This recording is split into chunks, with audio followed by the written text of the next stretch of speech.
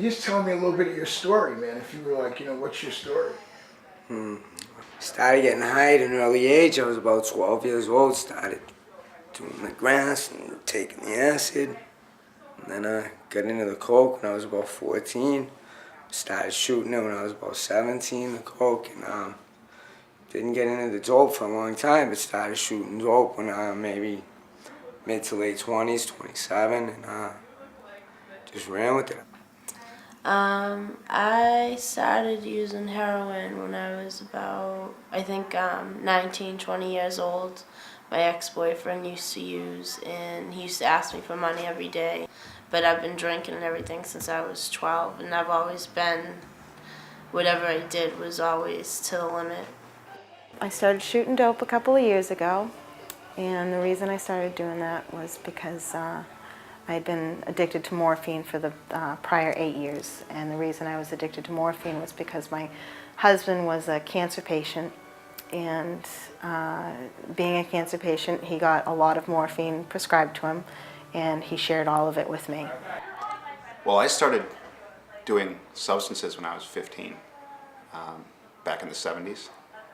Smoked pot and did coke when it was popular, and I knew all along that I would be doing dope eventually. So in '82, I first shot dope. I loved it, but I didn't get active with it until the end of the '80s when I was done with college and grad school, and I had a job and I had money. At first, okay, I was what you call a recreational junkie, a weekend junkie. I would go to work every day, take care of my responsibilities, and come home, take care of the wife and kids, and go get high. But as time went on, it became worse and worse, and lately it's pure D hell. And opiates are, they're cool in the beginning when you don't have a habit, and an amazing antidepressant. It really, really gets me going. The 23 years that I've been using, there's been nothing nice or enjoyable or fun about it. You ever think about getting clean, Eddie? Yeah, I've been clean in the past. I had 10 months clean time. I'm kind of dabbling. My habit's not really bad at all right now. I've been in and out of recovery for 18 years now. Right now, I just need supervision. I need somebody that can be on me and making sure that I'm not going out and sneaking around and trying to get away with stuff. I'd like to get clean. I don't want to do this for the rest of my life. It's much too hard a lifestyle. It's not the way I was raised. And I want my son to have his mother. Do you think the needle exchange anyway helps you at all? I mean, aside from just to get high, does it help you in any other ways? Yeah, it makes me feel like a person, They treat you with respect here. They treat you like a person. They make you feel like a person. I'm not, of course you're a junkie, you have low self-esteem. But you come in here, and even though you're getting high and you're here to get stuff to get high with, they still let you feel like a person. They still love you, they still care about you. And they make that obvious, and that's very important. You lost any of your friends to AIDS? A lot of friends. I've been HIV positive for 12 years. I've lost countless friends. Countless. I'm HIV positive, okay? And I've been blessed, okay? I've been HIV positive since 1989. The Lord has blessed me in many ways, okay? For me to be still sitting here talking to you. Can you tell me what it's like being positive and No, it's not something I really want to talk. Okay, you don't have to. No, trust me, you don't have to. If you don't want to, you don't have to.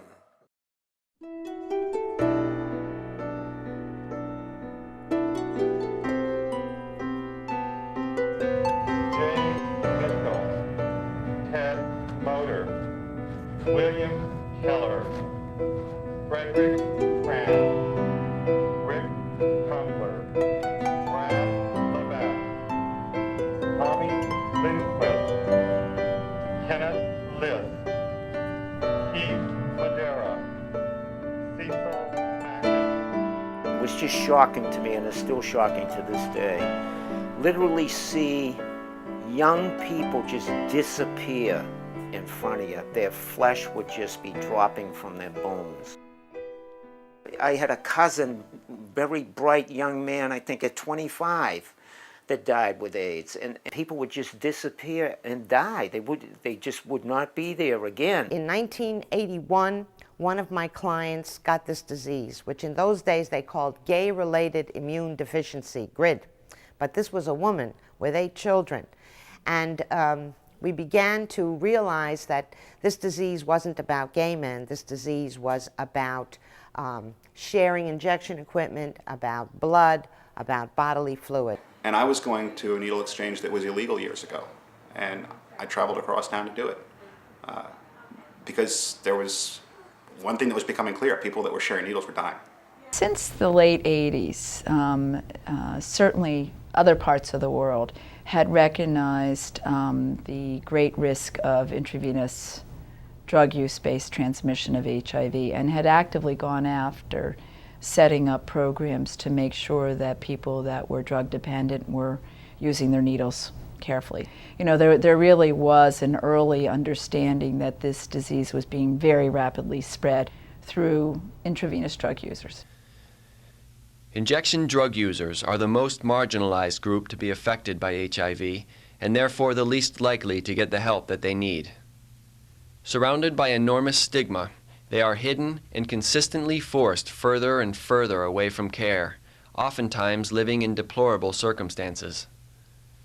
The climate in which drug users have to live and operate is such a negative situation for drug users. It's the homeless folks that are at most risk. They're at most risk for a couple reasons. They have to find a safe place to get off, and a lot of times they're being homeless, you don't have a lot of avenues. You might use an alley, a corner of a building, a bathroom that's not safe really. So what happens if you don't have a safe place to get off, you're going to fix up very quickly. Fixing up quickly can mean a lot of steps that might keep you HIV negative and Hep C negative might not happen. Just washing hands is a big step in helping from infections, and if I'm homeless, I might not have that avenue to wash my hand. Because people say, well, the drugs are the problem.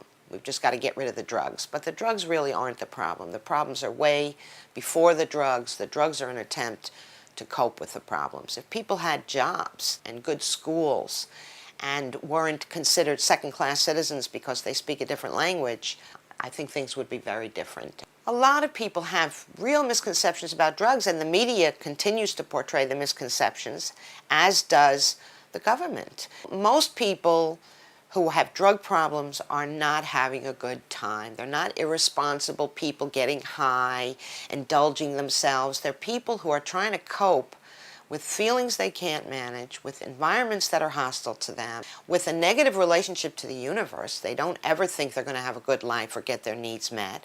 A lot of people have this fatalistic thing that they're going to get AIDS no matter what they do because that's what they see in their community. And people are not having a good time. They're not using drugs to party. Maybe they start out that way. Maybe a lot of middle-class people use drugs that way. But in the communities that I work in, which are ghetto communities, people are using drugs because they can't survive emotionally, and they don't know any other way to cope.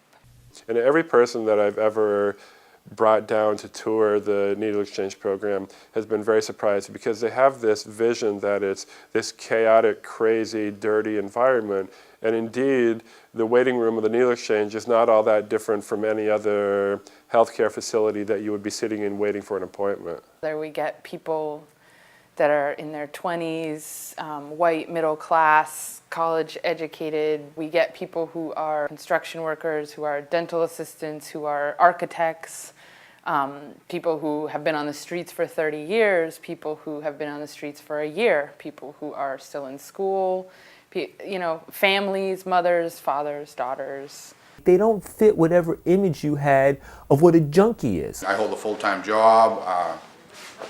You know, I do well. I think I look fairly presentable, but the average person would not think that I was an IV drug user.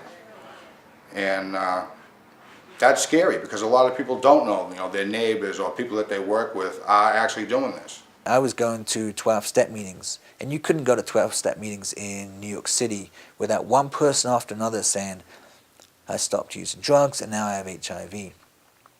you know, I stopped drinking and I can't believe it, I have AIDS. And it reached a point where there was no way I could not do something about HIV. As the epidemic progressed and more drug users showed up infected with HIV, it became obvious to some former addicts and people working in drug rehabilitation that something different had to be done to curb the spread of this disease. And a bunch of us, most of us were ex-addicts working in drug treatment, we got together and we formed a loose organization of volunteers, and we started going into shooting galleries. In a harm reduction model, we don't sit and wait for people to come to us, because the people who come for help are not pre-contemplators. They're already desiring help. In harm reduction, we've got to go out and find those people, and then we've got to seduce them into contact with us, because nothing's going to happen. Edith Springer is the senior trainer at the Harm Reduction Training Institute in New York City. She also played a key role in creating the Association for Drug Abuse Prevention and Treatment, as well as helping to found what is now the Harm Reduction Coalition. How did I come into this harm reduction thing? Well, it started a long time ago when I used to shoot heroin. And it was a long time ago when I was a young person. And I tried to get help, and everywhere I went, people treated me very badly. I tried to get into drug treatment, and I got on a waiting list. I went to drug treatment programs, and they made me feel like a criminal. And I wasn't really a criminal, I was a secretary, and I happened to have a drug habit.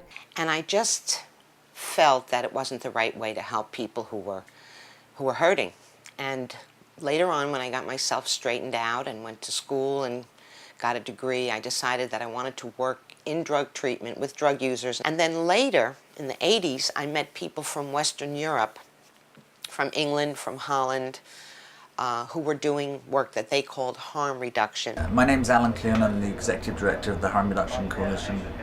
Now, I've probably worked here for the last 6 years. We have a staff of 14, we have offices in California and New York. And we focus on organizing policy and advocacy, training, resource development, and conferencing. And our goal is to get harm reduction to become a national policy in the United States. It's national policy in many other countries, and there's no reason why we can't have a humane, compassionate drug policy in this country. This is the harm reduction look. We're not going to grow our hair until things change. Okay. And if it means we're going to like shave our heads on a daily basis and have penitence and humility, that's what we'll do.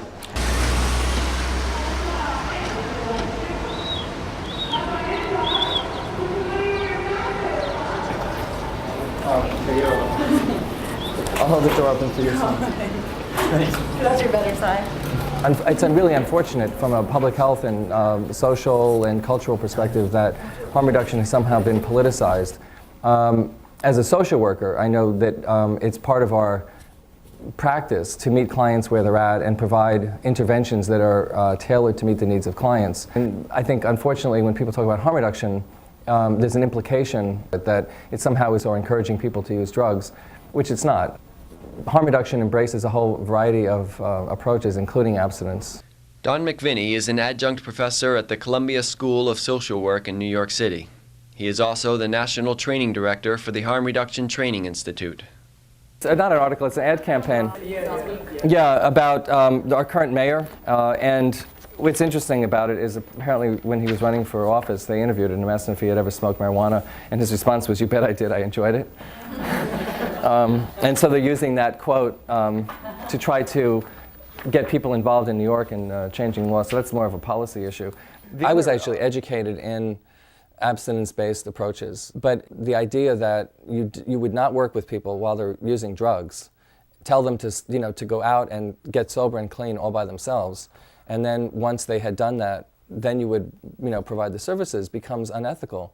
When you realize that there's lots of strategies you could employ to help the person reduce some of the harm. And since nobody knows how to stop people from injecting drugs at this point that we've seen, the idea is to stop them from getting HIV. What the Europeans were very quick to realize back in the 80s was there was this devastating disease, HIV/AIDS, from which nobody had a cure. And it was being spread by people who were using drugs. and who were sharing needles in good part because they did not have access to clean ones. I got involved in harm reduction through the woman who I think I should credit with bringing the concept of harm reduction to the U.S., and that's Edith Springer. The people from Europe that I met said that I could never understand harm reduction from the United States because we were a Puritan country and everything was based on morality here. And they dared me to come over to England and Holland and Sweden, and I did. In 1987 and 88, I went over to Europe and I worked in a needle exchange, and I went on outreach to prostitutes and did outreach to drug dealers. And to me, it was very similar to a lot of the strategies that I had already been using, and other people were using as well, which we were calling risk reduction. They were starting to look at reducing harm rather than this moralistic thing that drug use is bad and the only thing to do is stop using drugs completely and you know, atone for your sins and that kind of thing. My goal with harm reduction is to keep people who are using alive long enough, alive and as healthy as we can do it, until they're either ready for recovery or just harm reduction is minimizing the damage both to them and to the society we live in.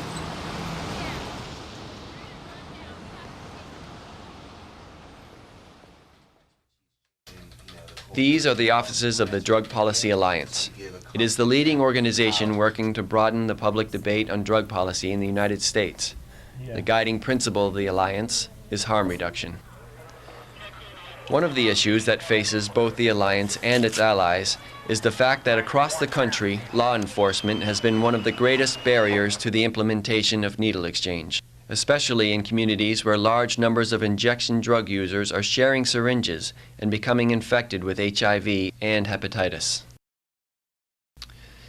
Ethan Nadelman is the Executive Director of the Drug Policy Alliance, and Deborah Peterson-Smalls is the organization's Director of Public Policy. We basically believe that the war on drugs is driven by a combination of ignorance and fear and prejudice, profit, and we believe that drug policy should be based on compassion and science, public health, and human rights. The drug war is like a moral crusade. It's not a war that has any clear objective. It's not a war that people believe that they can win. It's like the crusade where fighting it is more important than whether or not you're actually winning it. In 1988, Congress passed a resolution declaring that America would be drug-free by 1995. Which gives you some sense of the seriousness with which our country's leading politicians take this issue. I think that notion, that absurd and futile ideal of creating a drug-free society is still fundamentally what drives American drug policy. It's one of the reasons why it's such a disaster. Because you think, what's the war on drugs? And it's really two things. The first is the assumption or the presumption that the criminal law, the criminal justice system, criminalization has to be front and center in the way we deal with drugs and drug users and drug markets. Before the Harrison Narcotics Act was passed in 1914, narcotics was not a criminal offense.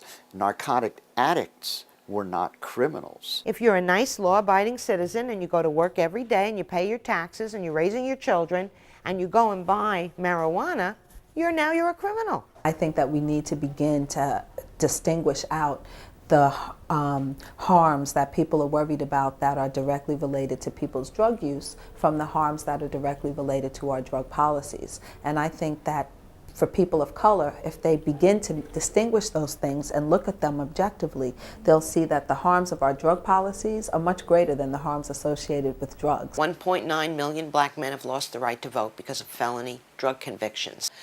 So people of color have been impacted much more, as they are with everything in this war on drugs. And, you know, if I were a paranoid person, I'd say it looks like it was geared toward eliminating people of color. Race is pivotal to what the war on drugs is about. I mean, it's not to say that the only people getting knocked down by this war on drugs are people of color, because there's hundreds of thousands, millions of white people and other kinds of people who have also been locked up, victimized, arrested, what have you.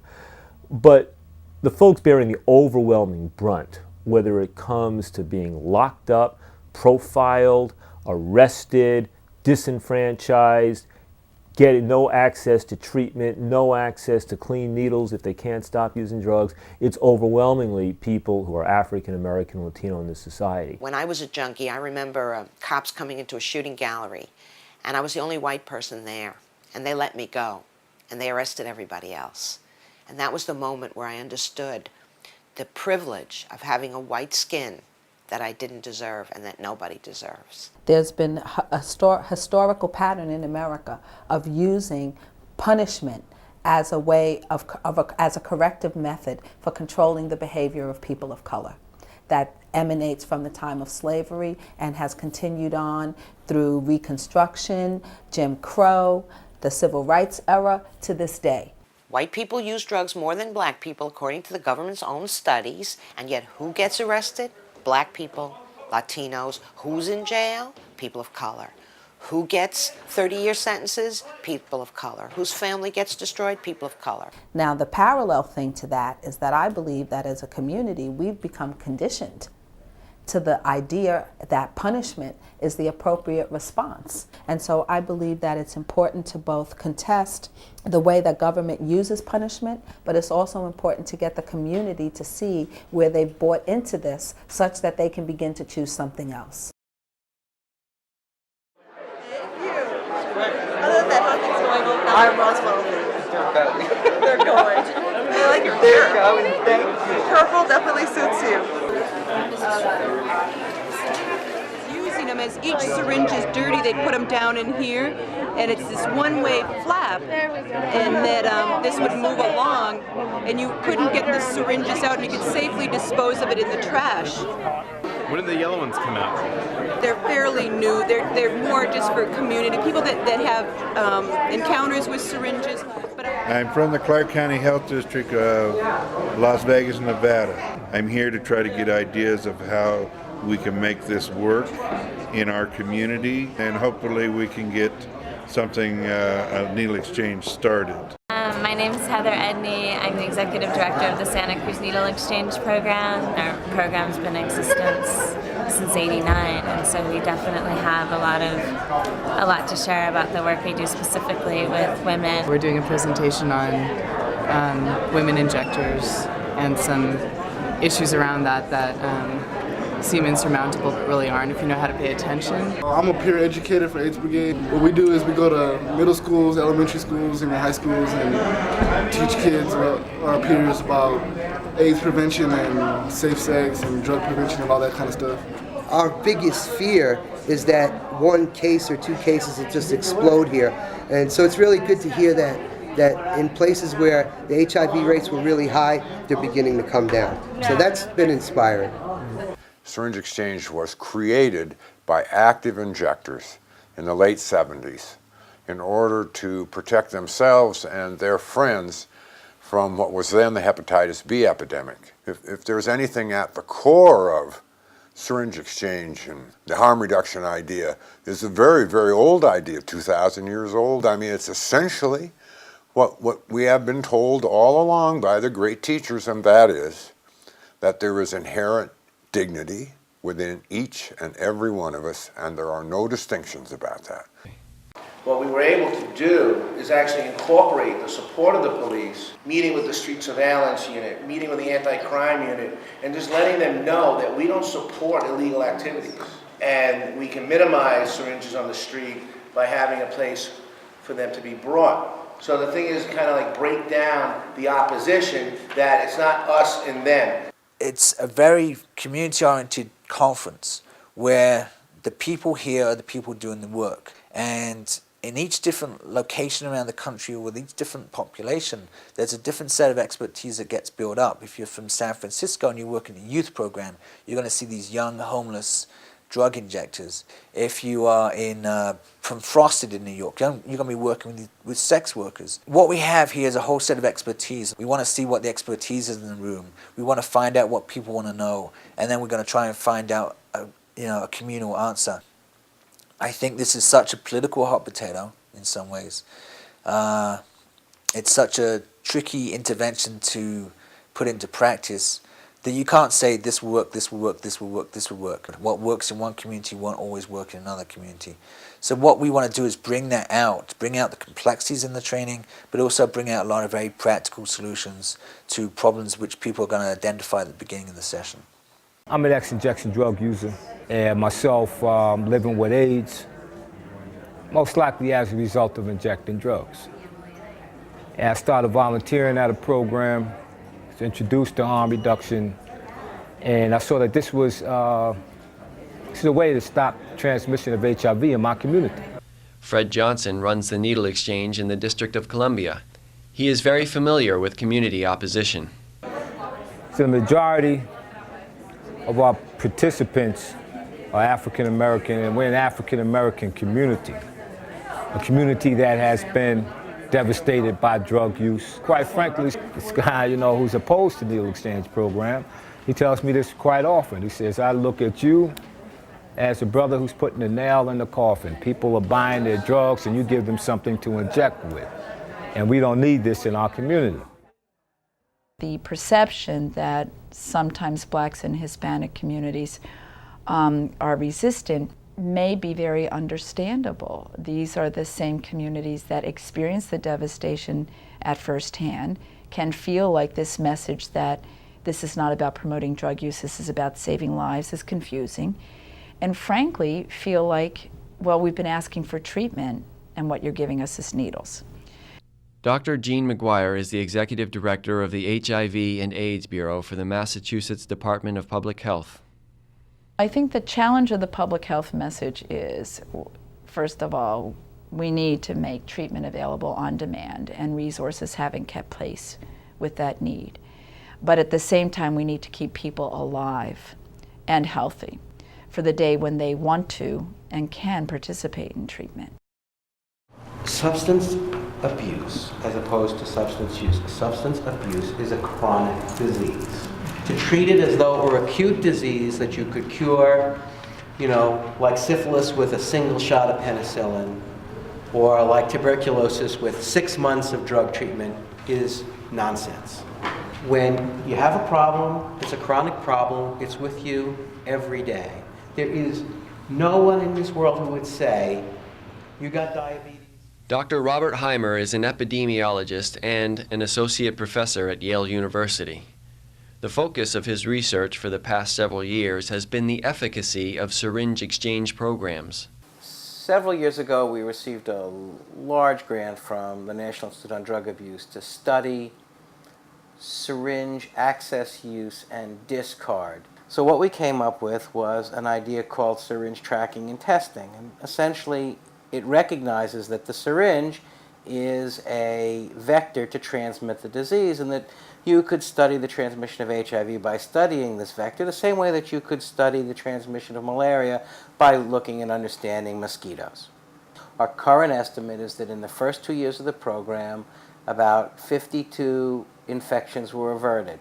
Then we've spent $800,000 to prevent about $10 million in cost to the state. So we've saved a remarkable amount of money, somewhere on the order of $9 million. It really does translate very strictly into a preventive program that saves substantial amounts of money. Right now, a third of all the AIDS cases nationwide is being spread through dirty needles. So here is a group that significantly reduces the incidence of AIDS and HIV in this country, and I just applaud them for the work that they do. I applaud the people in Albuquerque, the people in New Mexico that are involved in needle exchange that reduce death. Do we want to kill heroin addicts, or do we want to keep them alive and maybe help them and get them off heroin? I think we want to keep them alive, help them, and maybe get them off heroin. But the policies that we have today are killing our heroin addicts. Well, we've reached a point in our society where prison building and the criminal justice system has a significant economic status in and of itself that's totally separate from the needs for maintaining and ensuring public safety. So communities where you once had factories that produced leather goods and apparel, etc., automobiles, steel, factories, where the factories left those towns, what replaced them were prisons. And building prisons has become a way of providing jobs for people in those communities. Part of my job involves lobbying, and it's never fails to amaze me to see that you have people who come to Albany, the state capital, to lobby for prisons. And then they get people in the prisons and they have them making things, doing work in prison that they couldn't get paid for outside of prison.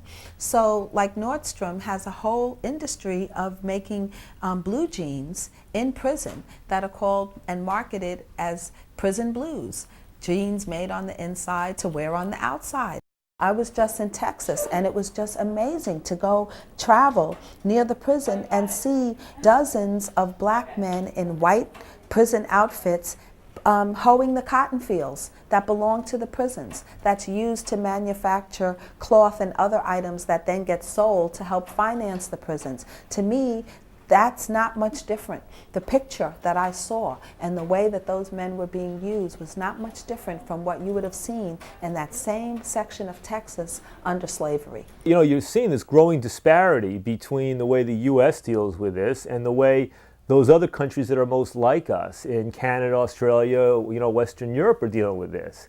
I mean, you see what's happening there is a movement towards de-emphasizing the role of the criminal justice system, especially in dealing with people who use drugs. So needle exchange represents a more humane approach because it says that we value people's lives more than we value our ability to control their behavior.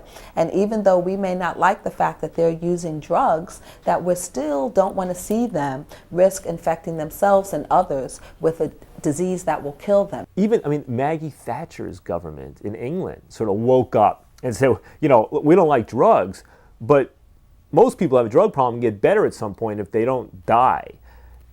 AIDS, we don't have any way for them to get better, so we better prioritize stopping the spread of this deadly infectious disease for which we have no cure over and above even the drug objective. And that was the essence of harm reduction, and that was the origins of needle exchange 20 years ago in Europe. By the time this state was able to act in the early 90s, there really had been accumulated research that supported the efficacy of using clean needles and needle distribution to really cut the spread of HIV.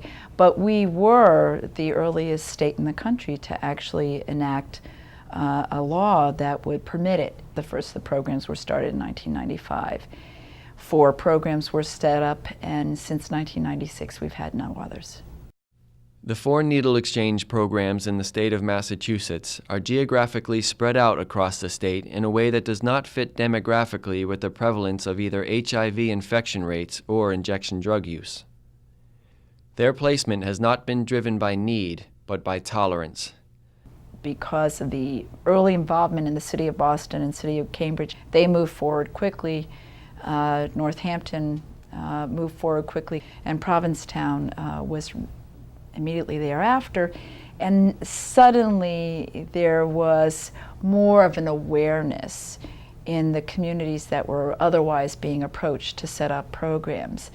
And once this became a much more public conversation about approval, it became a harder conversation to have. There are many areas in Massachusetts where there is a need for needle exchange. But to name just a few, we only have to look at the towns of Springfield, Holyoke, and Lawrence. The thing that these towns have in common is that they were once white working-class communities. Now they are all economically depressed towns that are populated with dense concentrations of blacks and Hispanics.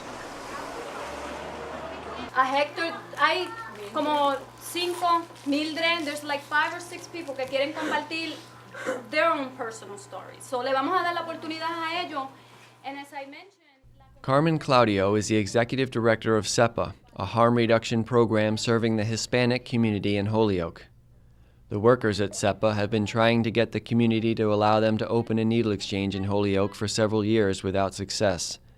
There's a need for needle exchange in Holyoke based on the data that's indicating that 57% of injection drug users are infected with HIV.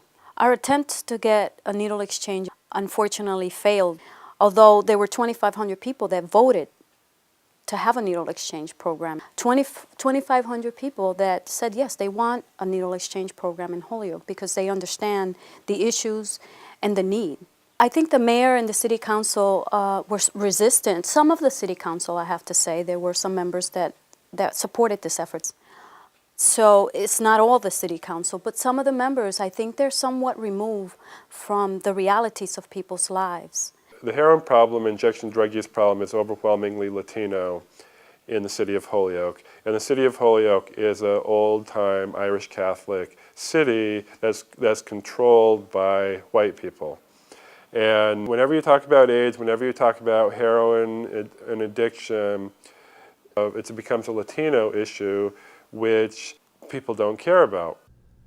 Tim Purrington is the director of the Needle Exchange program in Northampton. I'm a resident of Holyoke, so I found it very outrageous that I was an active member of the Holyoke community, living in a downtown home, and I would have to come to Northampton every day, which has not nearly the drug problem or the HIV problem that Holyoke does, to do needle exchange and HIV prevention work. The reality is that the people that have power in this community that go out and vote did not want that to pass. And so Puerto Ricans, we live here, and we've lived here for probably 3 generations in this community or in the United States. But I think that there's a sense of lack of ownership, and because of that, sometimes we don't think that the system necessarily works for us. Tanagra Melgarejo is a former SEPA staff member and outreach worker. Our community is separate and unequal in the sense that we go to people's businesses, we buy stuff in their businesses. Puerto Ricans come down here in downtown Prospect Heights to South Holyoke and the Flats, and the people that are Irish, French Canadian, Polish immigrants go back to the Highlands where they live. And so I don't think that they perceive us as part of this community. I think that it's almost like we're invisible. Springfield is another town where the HIV rate of infection among drug users and their partners warrants the implementation of needle exchange. But again, so far harm reduction advocates have been unsuccessful. The town council continues to disapprove. People oppose needle exchange not because they think it doesn't work, but because they think it's wrong. So what advocates need to do is to seize that bull by the horns and talk about what we think is right. We stand for something. We stand for protecting people's health. We stand for the fact that every person is valued no matter what they do, no matter what color they are, no matter how much money they have. Every life is valuable. Every person who uses drugs should have the opportunity to get clean and to live an HIV-free life. These are things that we stand for. So I think that we, as activists and professionals, really need to just get face to face with ourselves in the mirror and say, what do I believe in? And put that out there, because otherwise we're never going to win against the Republicans and the family values people who think that they have family values on their side, because we have family values on our side. Dr. Susan Shaw is a researcher working with drug users in Springfield.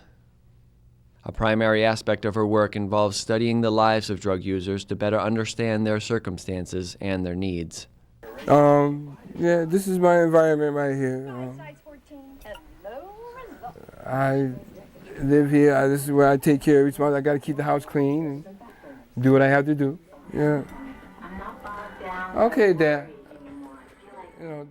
I came into contact with Tim in the course of my interviews, and he's a current heroin user, and he takes care of his elderly grandfather who has Alzheimer's. And it's interesting because, I think sometimes people would kind of get on Tim's case for being an active heroin user and his father's caretaker. But at the same time, Tim is family, and he's very devoted to his grandfather, and his girlfriend Amy moved in to sort of help take care of their grandfather. And what I'm struck by whenever I visit them is, the really sort of the degree of warmth and care that goes into their concern for the grandfather. And it's just really sort of touching when I think about sort of what the stereotypes are of who uses drugs and what injection drug users are like. And I listen to Tim and Amy talk about their grandfather and the kind of responsibility that he is and the kind of care that they give to him and the kind of character that he is and that kind of thing. He raised me from when I was born, you know. That's why I call him Dad. Okay, he's really my grandfather. Okay, and I respect and love him with all my heart. Okay, and even though I have my addiction to deal with, okay, he's priority one. I deal with him first.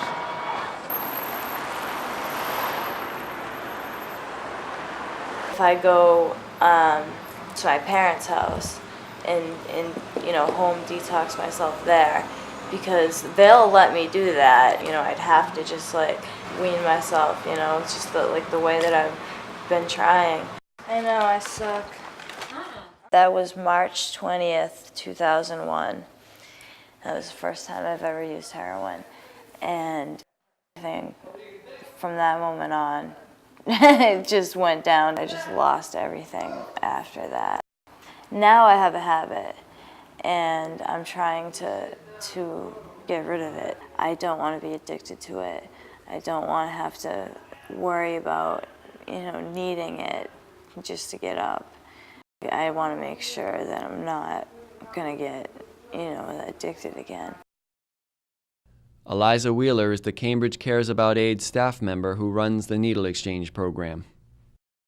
I actually had never heard of harm reduction before until I started volunteering at the needle exchange in Cambridge. I started reading about it and I realized that everything that it was about fit in with how I've always seen and treated people in my life that were substance users. And I always saw the way that people were treated because of their substance use as being criminal. She's a really good person, and her heart is in the right place. She doesn't pass judgment on anybody.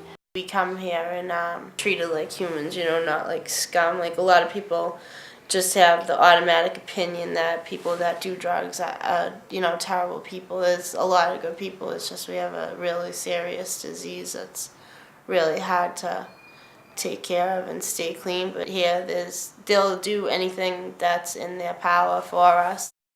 There's a real substance abuse problem not only in Cambridge but in a lot of other communities, not just in Massachusetts but across this country. Ronnie Watson is the Commissioner of Police of the City of Cambridge. The needle exchange program here in Cambridge originally started servicing a lot of people who were in the Central Square area. For a host of other reasons, and a lot of them are housing, those people have moved out and moved to surrounding communities. But they still come back to Cambridge for the needle exchange program because it works. No one of us and no family is not affected by HIV and AIDS. And it's a health problem. The drugs themselves are a law enforcement problem. How do we keep them out of the country? But the health problems that's created by the use of intravenous drugs is just that it's a health problem. For some of the harm reductionists working with active drug users, waiting for laws to change while people become infected with HIV and hepatitis is more than they can bear, and so they have elected to put themselves in harm's way to prevent a greater harm to others. Gary Langus, Harry Leno, Bob Ingalls, and Dan Sanquist have all been arrested at one time or another for conducting needle exchange in areas where there was no local approval. We went to before the judge and with a bench trial. She came back, you know, and found us guilty. You know, she made a statement as well saying that she never had a problem with our motives. She just, you know, didn't agree with our tactics, but that she hoped that the legislature was listening. Most of the law enforcement throughout the state, they're all falling in line. There must be some kind of agreement among DAs to charge people with possession of syringes if they're outside a community that has a cited needle exchange program. Well, one of the big things I think after my case that the DA in Essex County and the chief of police in Lynn, they were pissed that they lost that case. And they went right out and arrested another person. Right now they're trying to get the Supreme Court in Massachusetts to come up with different language where it is illegal to have needles outside of the jurisdiction of where the program is cited. Gary Langus and Dan Sanquist are members of the New England Prevention Alliance, an organization devoted to serving and advocating for active injection drug users. This is the right thing to do. It's always been the right thing to do.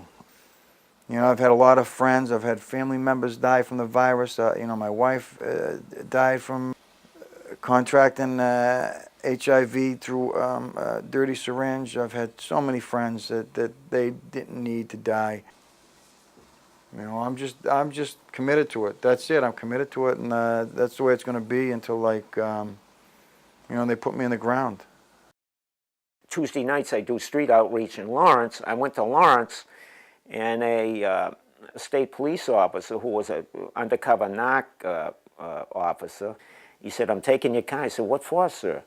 I said, "I got paperwork here that says that I can have these needles. I belong to the state needle exchange." He said, "I don't care."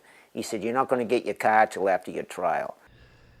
Harry Leno is a volunteer with the New England Prevention Alliance. His arrest, along with Bob Ingalls, was the first big needle exchange court case in Massachusetts. Harry cuts the line right between a street hustler and a saint. He's a guy who has known hard times himself. He's made his own corrections and healed himself, and has in the process developed a very large compassion, and a compassion that requires him to go out and do for others what he did for himself. What motivates me? The challenge of going out and seeking and finding people that need my services. That means a lot to me, to be able to find them. First off, to be able to weed these people out on where they're located, and to be able to go back week after week to see how they're doing and have a relationship with them. I'm just moved by how we push people to various corners and don't want to see them. Harry Leno is, I think, one of the most incredible human beings around. He's been willing to put his own liberty at risk because he cares about people, and I have the utmost respect for him. Sarah Wunsch, an attorney with the American Civil Liberties Union, was part of the team of lawyers that defended Harry Leno and Bob Ingalls. Harry's case was important. It was awful to lose it, and there was no reason that we should have lost it. We should have won by all rights with all the evidence that was presented, and it was an important case to put on. I think it helped educate some legislators, and I think it helped provide an impetus for the legislature to do something, because the courts weren't going to do anything. What's next for needle exchange in Massachusetts is we're waiting for a decision from the Supreme Judicial Court, which will tell us whether people who were part of the lawful programs, like Northampton or Provincetown or Cambridge or Boston, can travel anywhere outside of those towns and be protected from being arrested. So we'll really be in trouble if we lose that case, but we need to be doing much, much more, getting a repeal of the prescription requirement. At the time we did the Leno case, I think Massachusetts was one of only 13 states to continue to have a prescription requirement. Now I think it's 6 or 5. So that really should be next. And you know, Massachusetts, I think, likes to view itself as a leader in public health and a leader in criminal justice issues. And the truth is, in this area, we're not. We are one of the most backward, and it's devastating because people are dying, and it's not, you know, but I think people have the idea, well, it's addicts, you know, and somehow they're not worth living. You know, who cares if addicts die? I mean, even if you have that awful view that addicts somehow aren't people who deserve to live, then at least think about innocent children and sexual partners who may be perfectly decent people who don't deserve to get HIV infection.